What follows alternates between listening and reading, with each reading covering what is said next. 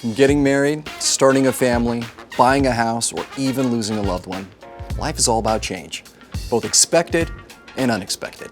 Luckily, there's a way to plan ahead and preserve the things that matter most. Here's how to create a last will and testament in Minnesota. What is a last will and testament? It's a legal document that gives you final say on what happens to your possessions after you pass away. You get to decide who benefits from your real estate, bank accounts, personal property, and other assets. These recipients are called beneficiaries. You can also name a guardian for your minor children and leave instructions for your funeral arrangements. So, when should you get a last will and testament? For adults, we recommend creating one sooner rather than later.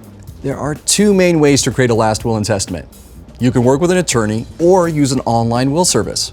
Remember, wills have different requirements based on state law, so you'll want to make sure that yours is legally valid in your state.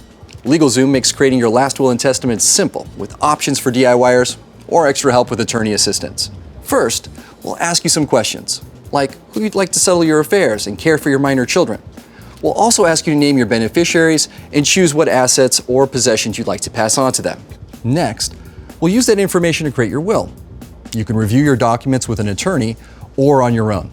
Once you're satisfied with your will, you'll need to sign the document in accordance with your state's laws. But don't worry, you can continue to make updates to your will as your life evolves. Now that you know how to get started with your last will and testament, let's talk about some other legal documents you might hear about.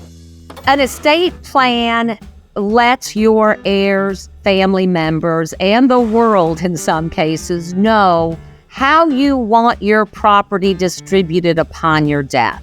Now, there are two main mechanisms regarding that. The first is a will. The second one is a trust. A will is a document that says, when I die, this is where I want my property to go. The advantage to a will is it's inexpensive up front. The other option is a trust. With a trust, the expense and hassle is more on the front end, but you can do away with the need for probate. When you're ready to get started, we're here to help every step of the way. Visit us at LegalZoom and start your last will and testament in just 15 minutes.